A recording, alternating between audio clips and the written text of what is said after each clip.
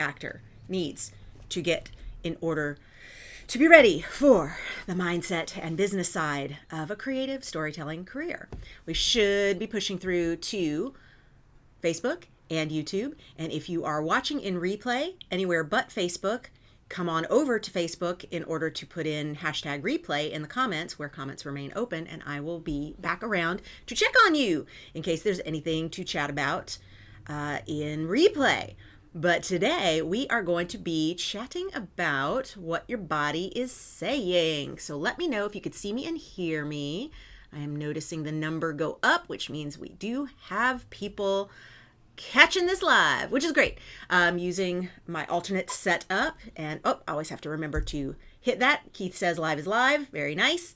Beautiful. Good to know. Yes, you could be watching this at bonniegillespie.com/live. You could be watching this like birthday girl KD at Facebook. Howdy, howdy. Good to see you, darling. Hope you are treating yourself extra well today, but always, because why not? So good to know that we are pushing through to the places. Have you hugged yourself today? I hope you have. And if you haven't, do it now. Do it now. Do it now. Do it now. Do it now. Feels so good. Feels so good. Give yourself all that loving. Hello, Malim. It's good to see you. Thank you so much for joining me here today. How's everybody doing? What you got going on? We had a very interesting, hello, Brian. Good to see you at YouTube. Had a really interesting Mars-Mercury square yesterday, which for those of us who are impacted by those planets, which are almost everybody in some way, meant that yesterday was a big count to 10 day, because Mars, of course, planet of war, and Mercury, planet of communication. Square is a hard angle. I did very little peopling yesterday. Hi, Caroline. Good to see you. Thank you for reporting in. So good to see you. Tell me how y'all did. How'd you do yesterday? With that Mars-Mercury square. Caroline says, feeling a bit anxious this past week, something in the air. Yeah, also shifting into Aries season can be a little extra. Tanya says, I'm double Zooming live streaming with you today. Whoop, whoop. I love it. I love it. Katie says, thank you, Bonnie. You are welcome, sweetheart. You are absolutely welcome. Yeah, there's a lot going on in Astro in general, but y'all, next month, because yesterday was our Aligned Advantage meeting, and next month I'm gonna tell y'all a little scoop. You want to bubble wrap yourself. Oscar weekend into the last week of April. There's some big astro going on the 26th of April, and 27th of April continues it on. But the 26th of April in particular, that full moon in Scorpio, opposing Uranus, squaring Saturn under the Taurus sun. That's a lot. That's a lot. Total shit show, says Katie. Big sad. Oh, I'm sorry, sweetheart. Katie, let's see. Tanya says yesterday was a day of truth talks and problems with tech. Yep. For sure.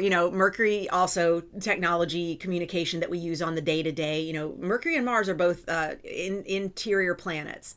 They are personal planets. They are ones that affect us more personally. And then the outer planets, like beyond Saturn, Jupiter, out into the outer planets, those are a little more generational and less personal. Hi, Nicole. It's so good to see you. Wonderful. I'm sorry, Katie, that you're having a big sad. I hope that you're giving yourself lots of self-care, whatever shape that takes. In fact, today's topic is, what's your body saying? What is your body telling you? What is your body telling everyone? But more specifically, what is it telling you before you are ready to listen? That is a biggie. Hello, Lenka. Good to see you at Facebook. Thank you so much for hopping in. I appreciate you being on the team. So here's what we're looking at. Because I talked about this in the Bond Blast, and if you're not a subscriber to the Bond Blast, I also put this out on my blog. So you can go to bonniegillespie.com, and it is, I think, the most recent blog post. Depends on when you visit, because I am in the midst of finishing a blog post for Expansive Capacity right now. That is about our, it's about our topic of the month. I do our, what's it called? Superpower Sunday. No, is that right? Superpower Sunday? Yes. Am I doing Superpower Sunday now? I am. I'm trying to get that finished. Yes, that's correct. Okay. I'm like doing the math on the timeline for all the things. Okay. What is time? What is time? What is time? So anyway, at my blog, you'll be able to see the most recent post that I did, which is about what your body's saying to you. And one of the things that I mentioned in this Bon Blast / blog post is that for many creatives, for a lot of us, creative storytellers, whether you're an actor, a writer, some other person who expresses creatively, which is all of us, you probably have a history in your life of working really hard, pushing through, getting the shit done, go, finish the production, and then crash. Get sick. Like totally just out, tap out, so sick, can't move. Like, the exhaustion at the end of the show. It's like the project wraps and then you just, I'm out. And like all the stuff that was waiting until you could relax is now thrown at you at once, and you're like so sick you can't move, you can't get out of bed, you're like you have to cancel everything for a week. And so often this happens in an artist's life where we keep ourselves like just maintain. I have to be able to put on the show, I have to be able to show up for all the things. I will dope myself up on Dayquil and Excedrin migraine so that I can prop myself up and do my damn job as an artist, because I cannot miss this closing night. And then all of it shows up and we're sick. Here's what's actually happening. There are things that your body is saying to you all before then. Like, hey, you know what? If you could just take like 20 minutes today and do like a cat nap. Hey, if you could just say no to that little commitment that you just said yes to, that you feel like it's no big deal, but actually you're in production mode, you need to have some me time, that would be fantastic. Your body is sending you micro signals all the time that there are boundaries that you are ignoring, that you are encroaching on your body's limits constantly throughout that period of time that you're in high stress. And so by ignoring them, when you finally have the exhale of the show is over or the project has wrapped, you get so sick because everything that you ignored has to come collect, basically. It's finally getting the opportunity to be heard. And we can actually avoid this cycle, which is very unhealthy. It's cruel to our nervous system. It's really fatiguing in terms of the long haul and for our brain health and for long-term effects. Like it creates, we are less resilient to bigger diseases in our adulthood, and especially as we age. We are more resilient if we start getting this dialed in early, like in our 20s, in our 30s, when we're doing it the most, because that's usually when it's happening the most. And then as we get into our 40s and 50s, we may be a little kinder on ourselves. I wasn't until probably until my mid 40s. I started going, you know what, I'm going to give myself a little bit more of a break rather than waiting until I break down. And so what I'm going to ask you to start looking for is communication from your body before it gets to a crisis point, before you get to the level of stress that is, I can't ignore my body because it is going to shut me down. It's the only way my body has learned I will take a break is if it completely levels me. What does it look like to listen to your body sooner? And is that take a nap? Is that say no to that commitment?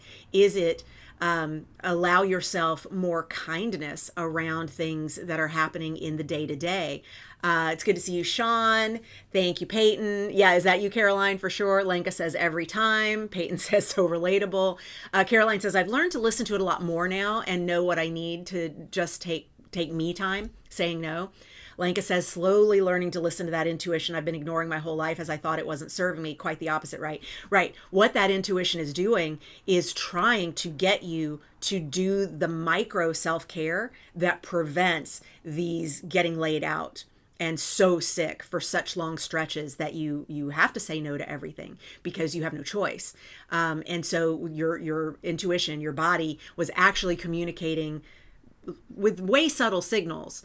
And when we don't listen to the subtle signals, we train our brain into you can't be subtle and get my attention, so you're gonna have to be really loud. And one of the things that I'm working on in my mind body healing journey with one of my many therapists, because I am complex enough that I need a lot of therapy from a lot of different angles, and we all are, by the way, no shame in that. We all are that complex that that having, whether it's therapy or some other form or shape, having the ability to process and work out what it is to be a sophisticated human brain today is important.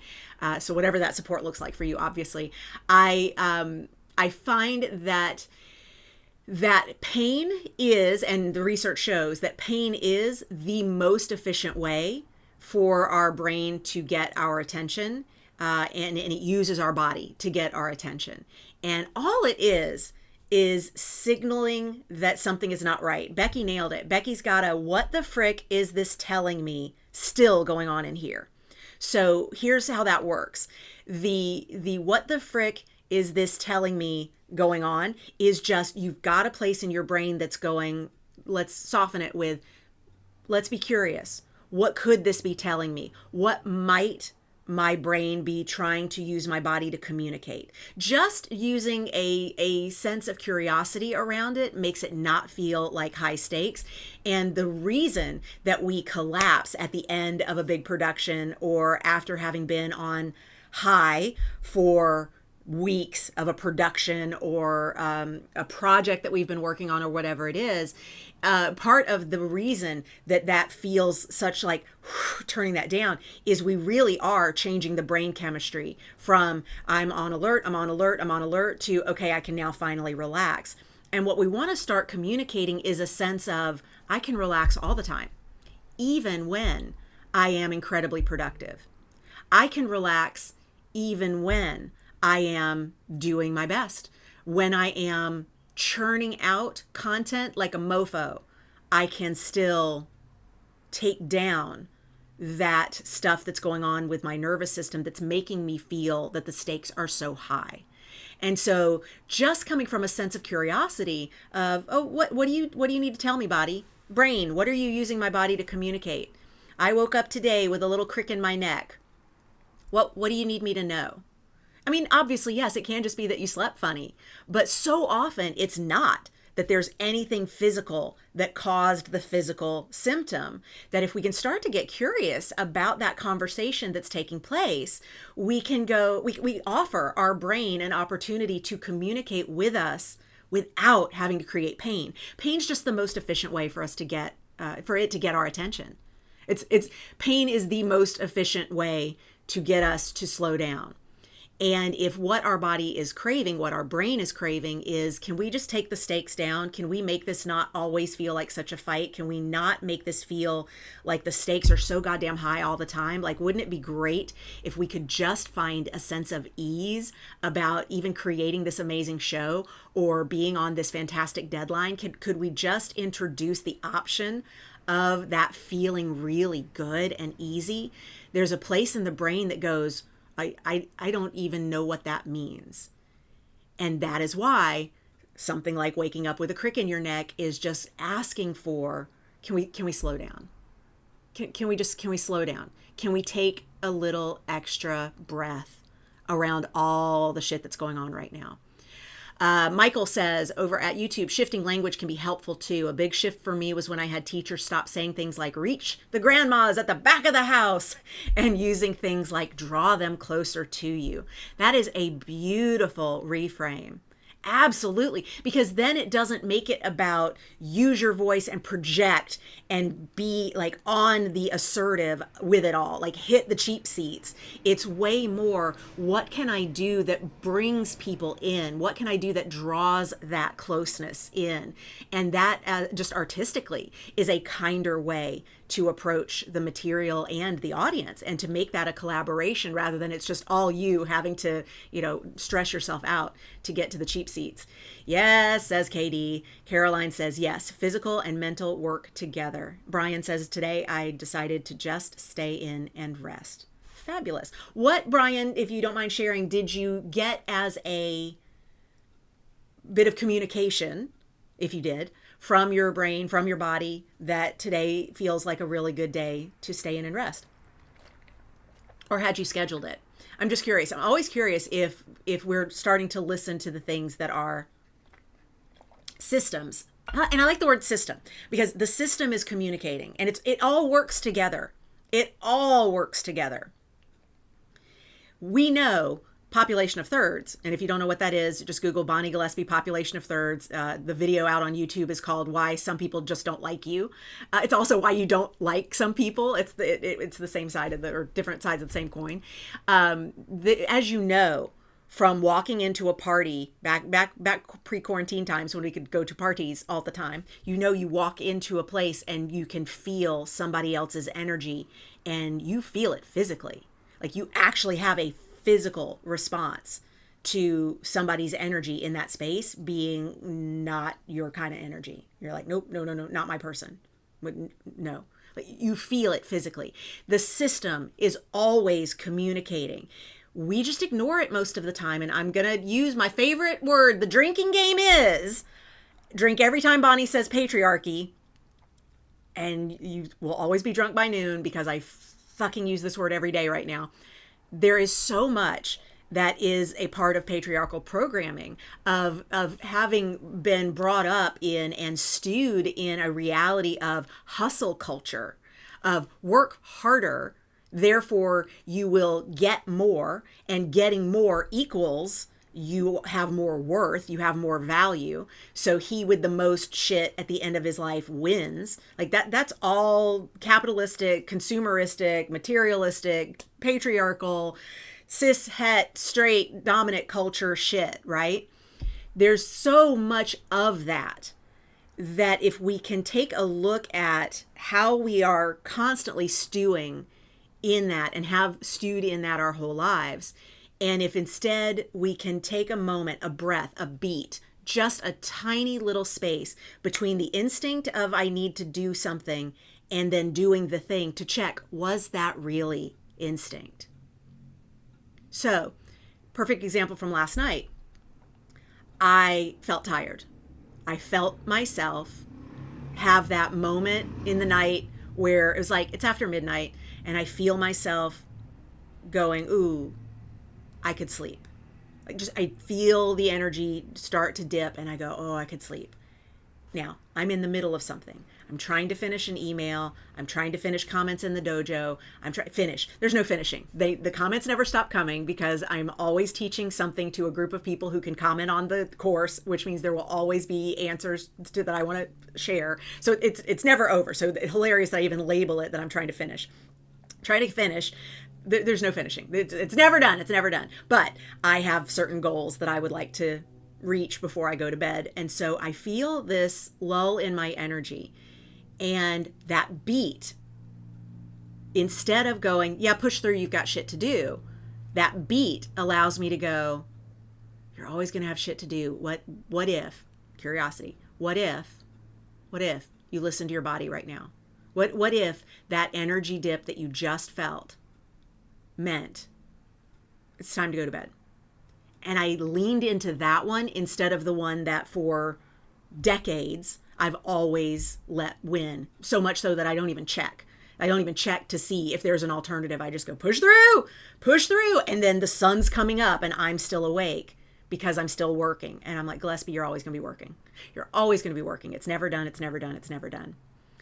KD says, that was totally part of my sadness yesterday. I'm 25 and have nothing to show for it. And it was just so clear to me that I was mourning something I don't even believe in. Like, whose values are these? Not mine.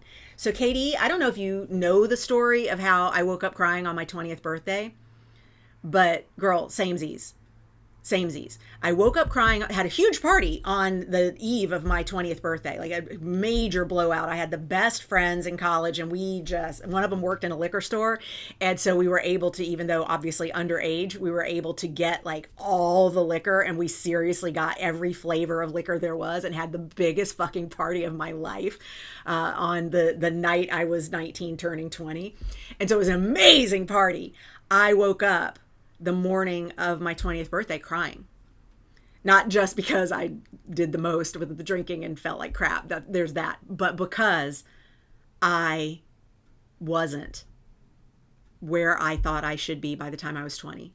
I was a failure because I'd been a kid actor. I'd been a kid actor working professionally since I'm 7. So I've been earning money as an actor at this point 13 years. And in my mind, by the time I'm 20, my birthday should be announced on Entertainment Tonight. Mary Hart, every night on Entertainment Tonight, would list off the birthdays of all the famous people. And in my mind, all my whole life growing up, there's going to be a day by the time I'm 20 where Mary Hart is announcing my birthday as one of the celebrity actors who's turning whatever that day. And so my 20th birthday, this was supposed to happen. So when there was no way that it was going to happen, I cried and cried and cried and cried because I had failed. I had failed at whose dream?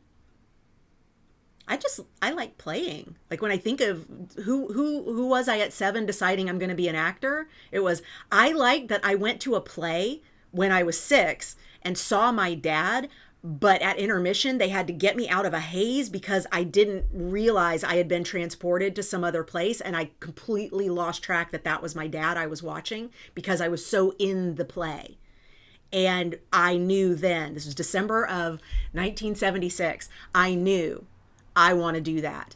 And then that summer they had a play that had kids in it, and I went and auditioned and got cast. And I was way too young for the role, but I so on brand, I was going to do the most and I was going to get that part. And I definitely started a journey of, it's not just, it's fun to play make-believe and it's fun to take people on a journey, which theater is so much a journey that we share with one another. It was, I want to be successful at this. I want to be famous for this. And I'm like, did I want that? I'm like, no.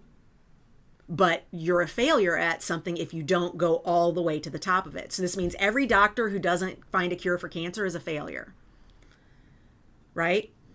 Of course, we know that's bullshit. Every politician who does not become president is a failure. And of course, we know that's bullshit. And by the way, becoming president, you could still totally be a failure, and enough about that. But there is this stuff that gets planted and then gets repeated, and we buy into it enough that we really do force ourselves to hold standards that aren't even ours. And so what I'm asking you to get curious about, especially with this mind-body communication, is what are the messages, what are the signals that my system is sending me that I should entertain? And I'm careful using the word should because, should has so much loaded into it, but that I can be curious about. What might my body, what might my brain, what might this system be saying to me that if I'm curious about it, I could learn what I actually want. I could learn where I really want to go with this rather than what the patriarchy has taught me that I want, what hustle culture has taught me that I want. So back to the last night and allowing myself to go to bed by being curious, adding that beat to feeling my energy dip as it naturally does throughout the day. Our energy's constantly doing this. I had a moment of a dip, and instead of going, yeah, push through, you have more comments to answer in the dojo. You have more that you need to do about follow up on today's Aligned Advantage Mastermind. Instead of it being all my to-do list, which the to-do list is not me living my joy. It is management for hustle culture around living my joy, but living my joy could just mean I show up like this and I don't even plan what to talk about. I just say, let's hang out. Like maybe that's my joy. It doesn't have to have a shape except for what I believe it has to have a shape for. And how much of that is my need versus what society tells me it needs to be, right? I'm staying curious about that. And by allowing myself to go to bed when I felt that energy dip, I slept all night. Like I thought, you're going to wake up at 3 a.m. And I'm like, and if I do, great, then I'll get up at 3. But I didn't. And when I realized I had such a great night's sleep, and I haven't had a great night's sleep in weeks, I was like, this is a game changer. I feel really good. Like I can work out differently. I can push my body in ways that I usually can't because I'm so fatigued. Oh my God, sleep is a miracle. I actually said it to my trainer. I was like, you should tell all your clients that sleep is a really good idea. It helps you have a really good workout. And she's like, that is some groundbreaking shit right there, Bonnie. Because of course we all know this, but had I not taken that beat to listen to what is this system overall requesting, I could have just powered through with my to-do list and then, had to prop myself up here today, not feeling my best because I was not sourced for showing up in my healthiest way. So I'm just asking if you can get a little curious about the pings, about the communication. And I'm going to give you a tactic that you can use so that you know if it is brain shit. And by brain shit, I mean like patriarchal list making hustle culture, should. If it's your parents, if it's your ancestry, like who's got this list? Like we all have that committee. Or is it really my instinct, my intuition, my body talk, the wisdom that is cellular trying to communicate to me? And I'm going to give you a tactic for that. But let me check the comments here to see what you got going on here.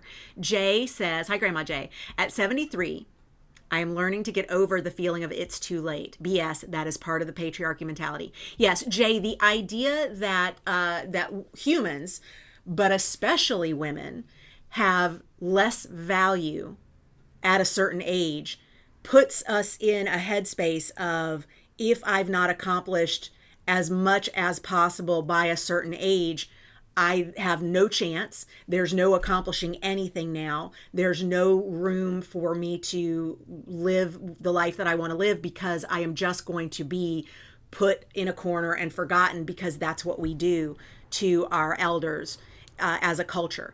And by the way, most cultures, most societies, most populations out in the world that are not this dominant culture do not treat their elders that way.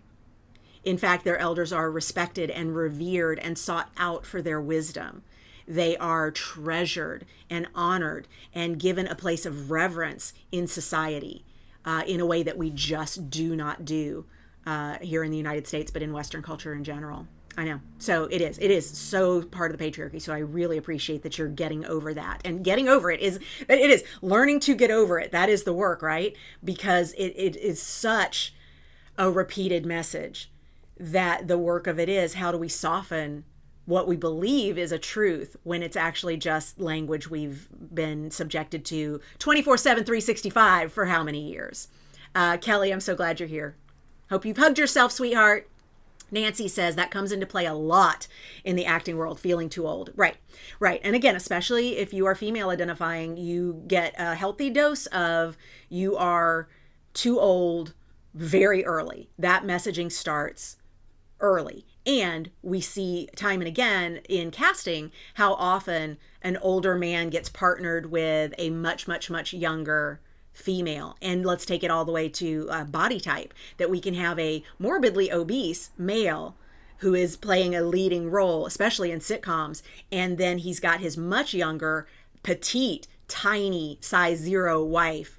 That there's this standard that is so different. And I was watching reruns of the sitcom Mom recently, and I noticed there was a run of, they've got Kristen Johnson on as a recurring guest star. Maybe she even became a series regular at this point. I didn't follow the series while it was on regularly. I'm just watching it in reruns now. And Kristen Johnson is a very large woman, and they cast as her aunt Kathleen Turner, who is also a very large woman. And I'm like, I love that this show is not only unafraid to cast larger and older women, but not make a joke about their size or their age. And then there is one character who there's always a joke about her age. The more I'm watching, I'm seeing. So I'm not saying that they are immune to that. However, and they did have a little run where they put one of the characters in a fat suit to hide her pregnancy, and made a lot of jokes about her size because her character was so vain, and for her to go into this space where she was completely unaware how much weight she had gained became a story point. And I'm not crazy about that, but my point in just even noticing that, wow, we cast some older, larger women and valued them on this show. I'm like, and that shouldn't feel novel. Like, it shouldn't even be a thing. It's interesting. And we have a lot of power as the Hollywood creators that we are. And I mean that wherever you live, if you are creating entertainment, you get the chance to decide what showbiz teaches people about who we are as a society. And I think that this is part of, hashtag creating the Hollywood we want. We just get to do more of these stories the way that we want. Katie says it creates this chaotic, fatalistic panic instead of like gentle, loving curiosity about yourself and your potential. Right. So Katie, one of the nicest things we can do for ourselves is have that gentle, loving state of curiosity. And you'll see, Katie, because you're in the 100 days, how often, like, I don't know how many of the other comments you read, because I know there are like 40,000 comments in the dojo. But if you really take a look at how often Keith and I are reminding people, you're not behind, you're not behind, you're not behind, you're not behind. How many times on the live Zooms, you're not behind, you're not behind.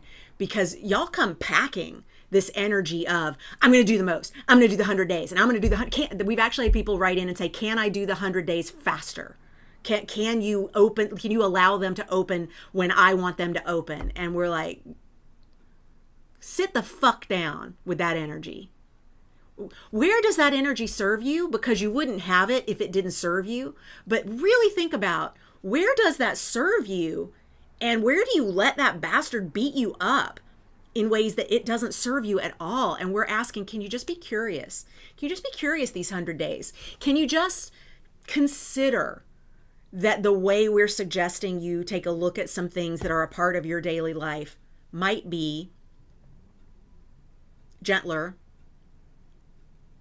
more holistic, healthier ways to come at things? Can you just be open to the option that it doesn't have to have that energy around it? Because I don't want to create a course that has that kind of energy around it, which is why even my sales language is not FOMO inducing. Right now, you can get on the wait list for our 100 days. However, if you email and say, I don't want to wait, we can get you in. Which means I'm not even using the very well tested trigger of FOMO to make people feel like they have to get into our course, or else it's going to go away, or the price is going to go up, or doors are going to close, or whatever bullshit. Like, I don't want that energy. I don't want that energy. Carla says, so glad to be here. Such an important subject to talk about. I feel it to my core. Carla, we're about to talk about how you can, in fact, use that feeling to your core to know if it's your gut or if it's your brain trying to talk you into something. Jay says, as our enoughness grows, we can audition with ease and grace. Right. And what do you think auditioning with ease and grace feels like compared to auditioning with that hectic, frantic, I've got to get it or else I die energy? Yep. Beautiful. All right, so here we go. Here's how we're going to be able to know whether you are being pushed into how you're feeling by patriarchal programming, or insert whatever, your parents. Like my mom's a big player. She's been dead for 20 years, and my mom's a big player. I will have something that I feel like has to happen a certain kind of way, and Keith will go, how'd Charlesy get here? I'm like, I know, man. God, she's still very much in control of a lot of decision making in my life, and less so now because I'm aware of it. But I think that whether it's the patriarchy or a well-meaning parent who just had low enoughness and therefore very different rules for what happiness looks like. Because happiness looks like being perfect. Happiness looks like, following all the rules. Happiness looks like being societally approved by the dominant culture. And I'm like, I don't actually have a high value for that. I don't really care. I honestly, when people are like, oh, somebody's talking shit about you over, oh God, what was back in the day, like message boards. So somebody's talking shit about you over here at this message board. I'm like, oh, yay, people talking about me. Because what that's going to mean is somebody is going to be curious and see my name in that thread and go, this person's really tweaked about this Bonnie Gillespie person. What must she be doing that's got him so upset? Because it's always a him. It's always a white dude. Okay, boomer. Always. Sorry, white dudes, but it's always a white dude. It's always some straight white dude.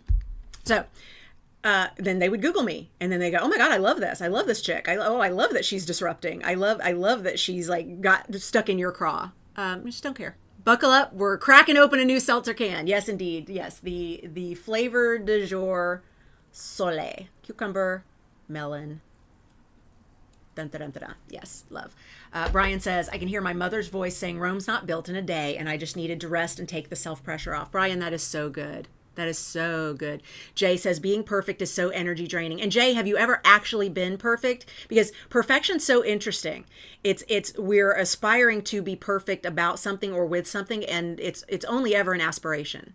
I mean, have you ever achieved it? Have you ever achieved like perfection? I'm just curious. I haven't.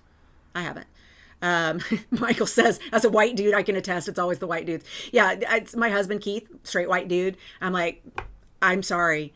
I'm going to a lot of times talk about the villain that is the straight white dude. And he's like, look, I know.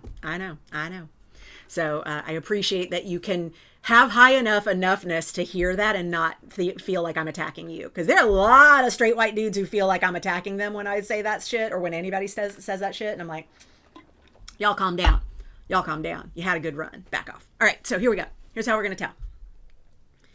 Divide your body in 2 parts. There are way more, but we're going to divide your body in 2 parts for this. There's the head and everything neck down.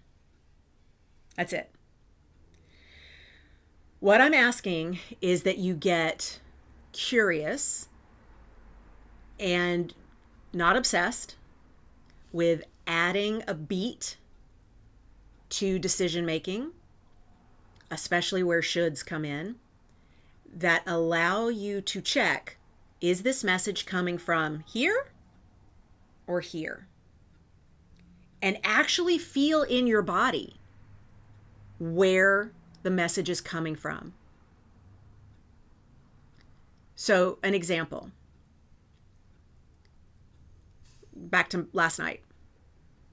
I feel my energy dip. I am aware I could take advantage of this and I could go to sleep.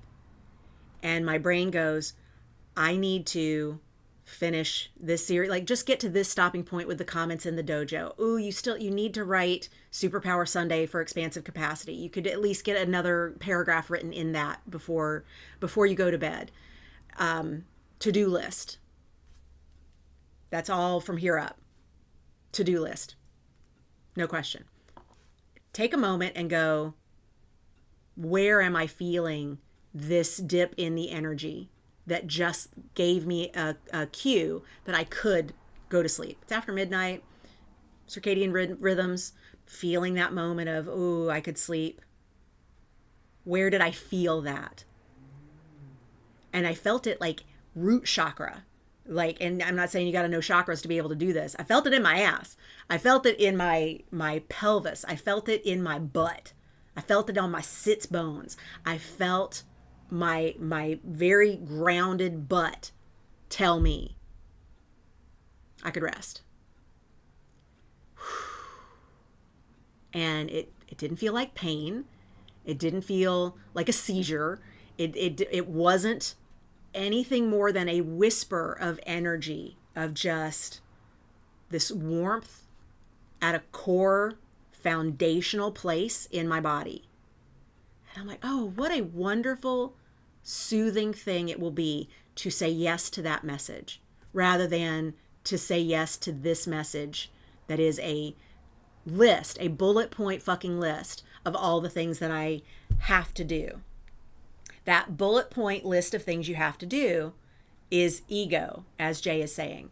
It's patriarchal programming. It is a masculine energy, and I don't want to, vilify masculine energy. It is just a more hustle culture headspace filled with shoulds and things that need to happen in order to feel safe. So again, that's where the nervous system gets jacked up about, I have to do all this stuff. My nervous system was not engaged at all in what was happening in my butt. Michael wants to know, no, it's fine, how one tells the difference between your body telling you what it needs and that impulse to run away or stop something that feels too hard. Yeah, because I know sometimes, Michael continues, I can use, oh, my body's telling me to take it easy as an excuse when I'm scared and uncomfortable. Michael, what's wrong with needing to take it easy when you're feeling scared and uncomfortable? That's where I will ask you, why have you decided that's a problem?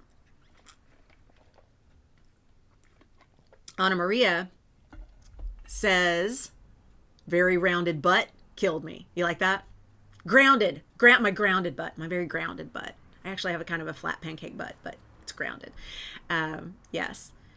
I go in and appreciate people. It feels so good. Fastest way to uplift yourself is to uplift others. Agree, Anna Maria. Yeah, so Michael, I'm just going to ask you, from a point of curiosity, where did the idea that an excuse to take a break or to take it easy when you're feeling scared and uncomfortable come from? Yeah, that's fair. I'm keyed into the hustle culture still. Of course, we all are. We've been stewing in it for decades. Like the idea that, I'm in the online learning space. Obviously, I teach an online course. I have several online memberships, masterminds, right?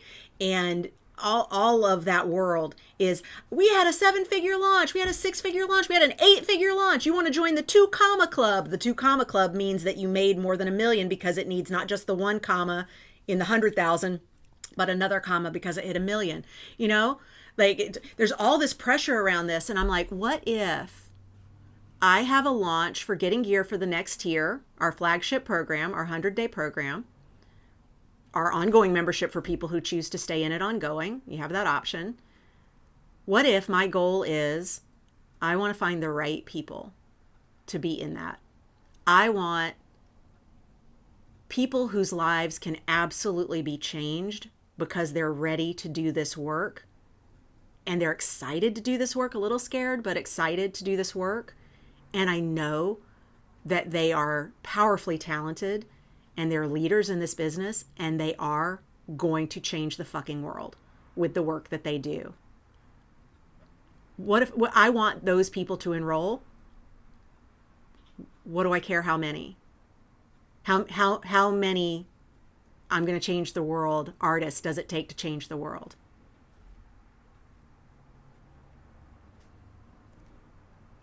So when people are like, did you have a big launch? And I'm like, I had a great launch. We got 16 of the most incredible human beings I have ever met in the dojo this season. People are like, 16? Oh, honey. I'm like, do you even know the names of all the people who enrolled in your thing? We don't measure success the same way. It's okay. It's all right. It's hard to emancipate yourself from that narrative that other people have tried harder than you and like, I need to catch up. But Michael, that's no different than the woman feeling her value is gone once she's over the age of 20, 25, 30. Like pick a number. And it's not just women, I know, but that's the part of the conversation that we had earlier. Like it's all part of the idea that we have less value as we age, that we have less value if we didn't accomplish certain things. Like I did a talk at Atlanta Workshop Players a few years back. They were having their 35th anniversary. So they're coming up on their 40th anniversary this summer, which I'm going to be a part of again, because Atlanta Workshop Players was a place, it's a nonprofit in Atlanta that works with kid actors and their families. And I was a part of that as a kid actor in Atlanta, and have since come back as an instructor and done like casting workshops, but also, keynote speaking and whatever, a lot of self-management for actors work. So when I gave the keynote speech in summer of 2016 at the Atlanta Workshop Players anniversary, 35th anniversary, I said, what if, and so the room's filled with kids, but also parents and also adults who, like me, came up as kids at Atlanta Workshop Players. So it was a big gala, and so it's just this ballroom kind of situation in a hotel, and I'm up on the stage talking, and I go, so we all have these things of, I want my kid to be the first one in our family to get a college degree. That was one. Like, for my mom, education was everything, and so the fact that I was the first one in the family to get a master's was huge, and I'm so glad she lived to see that happen, because it was a major thing for her, because she was undereducated, and so to her it was a big deal for me to get a master's. First one in the family to get an advanced degree. First one in our family to become a doctor. First one in our family to, like, fill in the blank, but it's all achievement, achievement, achievement. And I said, what if, as parents, as leaders of our own families, what if we set goals for our kids of, I want my kid to be the first one in our family to be truly happy, whatever that looks like. Because it's not up to me to decide what happy looks like for my kid. What would that feel like? And it started a spontaneous standing ovation. I was not expecting that, but people jumped up, parents jumped up and started applauding, surrounding this idea of, what would it be like if what we want for our kids, for the future, for ourselves, is to be truly happy, whatever that looks like. So this is where I'll ask you to get curious about this. We're doing this in Expansive Capacity right now, which is our Mind Body Mastermind. If you want to apply to join us for April, you have 2 more days to do so. The deadline for applications is Friday. If you have to be alumni, this is something that you have to have experienced the 100 days. We sometimes make exceptions, but it almost always is something that I go, no, there's a reason we need you to do the 100 days first, because the level of conversations that we're having in there kind of require the 100 days. You don't have to have finished the 100 days, but you need to have been in the 100 days. Like, if you're in the current class, you've now done enough days that you could apply to join. Just go to expansivecapacity.com. If someone could drop that in the chat, I would really appreciate it. expansivecapacity.com. And if you're like, I don't know how to spell all that, great, go bonniegillespie.com/EC. EC for expansive capacity. Anyway, we're doing that right now in Expansive Capacity. Is we're looking at your relationship with desire. And what I'm asking you to do is take a look at how you know if you actually want something or if it's just programming. And so, perfect example, Katie, of course, says, it's every time I pop my fizzy water, it's about to get serious. So let's talk about this. I have obsessive compulsive disorder, as a lot of people do, as a lot of creatives do, as a lot of anxious humans do. And we all got a lot clearer in the past 13 months how we thought we had our OCD in check. And then quarantine times taught us, oh no, your OCD is raging and has been waiting for quarantine times to show you just how much it is still there. Thank you, Stephanie. Thank you, Lenka. So I have an OCD around counting, as many people who have OCD do. And when I go to get a fizzy water, because I am allowed 2 fizzy waters a day, I have decided that the proportion of water to fizzy water chemically works out that I drink a ton of regular water. And so I can have a couple of fizzy waters a day, and that'll be okay, chemically balanced. I'm all right with that. I go to the refrigerator and I say, so we're asking you in Expansive Capacity, so y'all do this out in the world as well. Before I grab a fizzy water, I go, what flavor do I want? Because I have a couple different flavors. And I'll go, what flavor do I want? And stop myself and go, like, I'm having a desire. What flavor do I desire? And I go, I don't know. There's not a flavor I want to taste. I want to pick the one that when I choose the right one, it is an even number in the refrigerator so that I'm safe. Because I'm not safe if those numbers are off. I have absolutely no idea what flavor I want to drink. Further, I have no idea if I actually wanted a fizzy water at that point. It was just, I know I get 2 a day. I've allowed myself 2 a day, so it's time for one of those 2. I'm like, do I not even want 2 fizzy waters a day? Might I want 1? Might I want none? I'm like, I have no fucking idea what I want. And so what this has uncovered in me is that I have a whole lot of things in my life that I think I want, or that I have created or built into my life because I felt that I wanted them. And what I actually wanted was for the anxiety to be quiet. I won't buy a car in an odd year, says Nancy. Right. Why? What if you want a car in an odd year? What do you do with that? What do you do with that discomfort of wanting something at a time when you've decided it's not okay?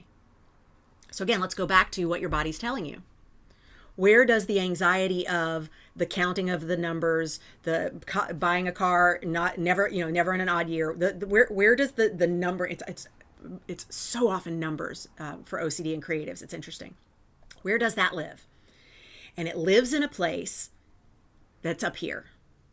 It's got lists, it's got essays, it's got dissertations, it's got facts and figures, it's got like a lot of stuff that feels like proof that this is the way it needs to be. And where in your body are you feeling messages that might be not even a word, not even language, but very definitely communication? And especially as artists, we should, again, careful with that word, but we have the opportunity to tap into this amazing resource that is our human body and this intuitive connection that we have to creating stories, to getting the muse to come and join us and help us be creative, and also help audiences feel connected with us and the stories that we're here to tell. Why would we not tap into that more? It's one of the main advantages that we have as artists, is that we have a connection that other people don't have as strong a muscle for. What are your thoughts on that? Share with me in the chat. I see we are deconstructing the odd and even number thing. Yeah, right. Where does it come from? But where does it come from? And also, is it actually what you want? Again, we're not going to get this solved today. We're not even going to get this solved tomorrow during expansive capacity. Spoiler alert. I know a few of you here are in expansive capacity, and if you're thinking tomorrow we're going to just get this whole thing solved, oh no. No, we're not. No, we're not. Mom and sister odd birth years. So what does that represent to you, Jay? What does that represent to you? Right. So the way the brain works is we are pattern tracking mofos. The brain loves to spot a pattern and then decide it means something. And this is what separates us from critters with lesser brains. And when I say lesser brains, I mean way cooler brains that don't have anxiety. That's actually what I mean when I say lesser brains. I'm like, oh, I wish for a lesser brain, because my God, the more sophisticated your brain is, the more anxiety you have. It's just the way the brain is wired. Okay, so the idea of this is, when you have something that you want and you ask yourself, do I actually want that? Is that something that I want, or is that programming? The anxiety of, I want it because it will turn off the emotion that I'm having around, because anxiety is not an emotion, by the way. Anxiety is not an emotion. So it's the emotion that I am bringing to this anxiety party. And because any pattern that we track, we can turn into a reason that something needs to be a certain way. I say, let's use that to our advantage. Let's use the patterns that we can track and go, that is a really interesting bit of momentum that we have stored up around the value in only buying a car in an even numbered year. Like, I've made a choice that has continued to perpetuate a rule that's not even a rule. Yeah. So Nancy says, it makes my energy feel off, which is great. I love that you're going from an energy place and a feeling place. I think it's fantastic, because when we're able to just go, I just don't like it and I want it the way I want it, that's fine. But where we get into trouble is, let's go back to, I believe it was Michael who was saying, how do I even discern between the voice of, you get off your lazy ass and do some things, and like, I need a break. And so I love it when we can have have things that are like, look, I like it. I don't want to buy a car in an odd numbered year. Let's not overthink it. It's just it's what I want. Great. I love that because you're in a place of okayness with that. But when it becomes the bully inside the house, making us do shit that, to take it back to the very beginning of our time together today, to make us push ourselves until we get so sick that we can't get out of bed for a week after the show, after the wrap party, after the project got turned in. Let's maybe create some gentleness around that, create some ease around that. Yeah, all brains love patterns. Yeah, Subhadra, it's seriously like just that's the way the brain is built. It loves patterns. Yeah, I think so, Jay. Difficulties with those two women, even with your mom no longer here, is the pattern you see. For sure. I got shit around both my brothers and their whatever, like list off the things that it's like just for sure. For sure. Yes, we are pattern tracking mofos. We are. Yeah. I needed a reason for why they affected me negatively, or so I labeled it. Yeah, I believe that, Jay. I believe that. So much here to unpack and explore, says Sean. Mind blown. Anxiety is not an emotion. I know, Sean, because I would have identified anxiety as my primary emotion for most of my life. And it's like, it's not even an emotion. It is a combination of, we're going to add the emotions last because emotions do come in. But anxiety is a combination of shoulds and pressure around what needs to happen to release pressure that we are feeling around emotions that we don't actually want to deal with. So when I feel anxious, I take a moment. And again, we're not going to get this solved in this hour, in the 5 minutes we have left. So if you have any last questions, throw them in the chat before we wrap. When I feel anxiety, I first of all remind myself I'm not feeling anxiety because it's not an emotion. I am experiencing anxiety. Anxiety is present. So I right there change my language around it. And then I ask myself, what am I trying not to feel? Because the anxiety is trying to keep me from the anxiety is trying to keep me from feeling an inconvenient emotion. Yeah, I know it's big shit, especially if we started feeling anxious as children, which I did. I started feeling anxious. The first memory I have of being in massive anxiety, panic attack land, I was 3. What is that? What is that? What is a 3-year-old doing with anxiety? Yeah. It's not a problem, but there's an emotion that we're not feeling allowed to express, especially if it happened that young. So for me, being 3, what emotion was not safe to express at 3? Now we're going to get emotional. Yeah. What emotion was I not safe to express at 3? Therefore, I had anxiety instead of the emotion, because I would have gotten in trouble if I had expressed the emotion I was actually having. I was not allowed to have the strong feeling that I was having, because especially in my upbringing, it was, you're too sensitive, you're too dramatic. Caroline's got it down to the minute, like 2 years, 9 months. Like, yeah, you know that there was a moment where it was communicated to you, it's not safe for you to have the feelings that you have.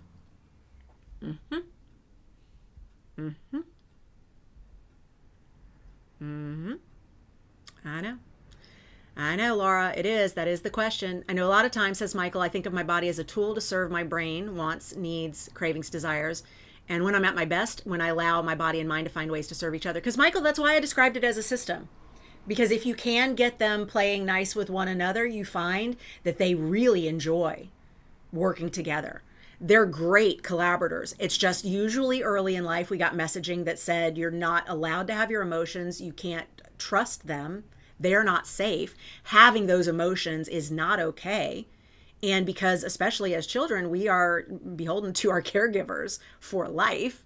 We don't survive if we don't appease our adults.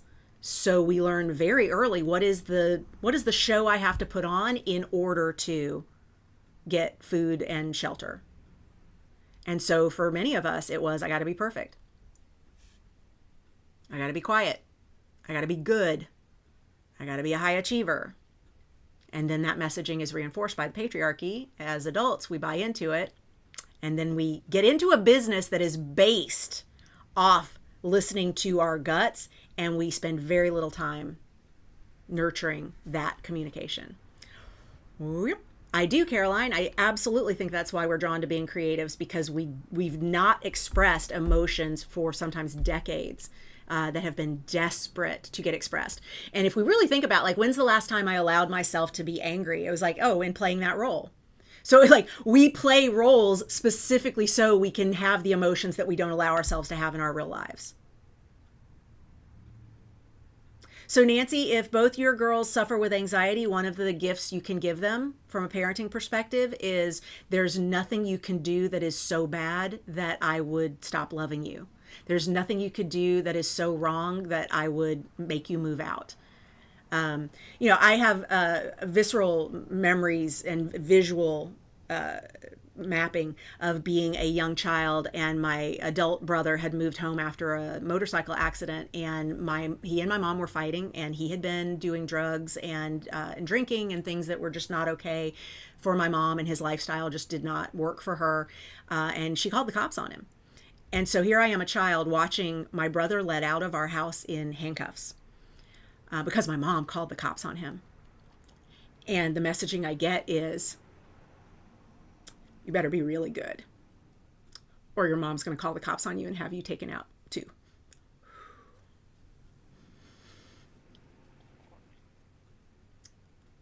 And of course, that's not what the messaging my mom thought she was communicating was. She thought, I'm making this house safer for my baby daughter by getting my son, who is an adult and who is just not behaving okay, out of this space. But think of the messaging that sent to a still very young developing brain. Right. So Nancy, I would say if you've got daughters with anxiety, you want to teach them there's not a fuck up you could do that's such a fuck up that I would stop loving you. Yes, Michael, the 100 days is getting gear for the next tier. Thank you, Laura. Yeah, getting gear for the next tier. I mentioned I don't like to create the whole, FOMO thing. Yeah, Caroline, your oldest has anxiety too. And also know that some of us come preloaded with that. Like some of us are born with some anxiety, I'm sure. However, it almost all is environmental. And so just put them in an environment where they can be made to feel safe. And if they've already taken on a lot of the wiring and the patriarchal programming, just give them space to have it be a little different, have it be safe, to not have it all figured out, to not be perfect. And so Michael, what we've created is a link at bonniegillespie.com/offer, where you can come in. We're calling it the side door, where if you want to come in and experience the 100 days, getting gear for the next tier, you can go ahead and start now. You could start tonight. So right now we're on wait list everywhere else, but if you go to that special link, bonniegillespie.com/offer, you can come in and join us now. And if you're like, no, wait list is fine, then just go to bonniegillespie.com/now, ironically, because you can't come in now, but you can go to that link and put your name on the wait list. Thank you for all the hugs. Thank you for the butterflies, Krabby Deb. Thank you, Laura, for popping the link in over at YouTube. Yep. Anxiety came standard on this model, Michael. I hear you. I also do think that's part of why we choose a creative life, why we choose show business and creative expression, is so we can really work that shit out.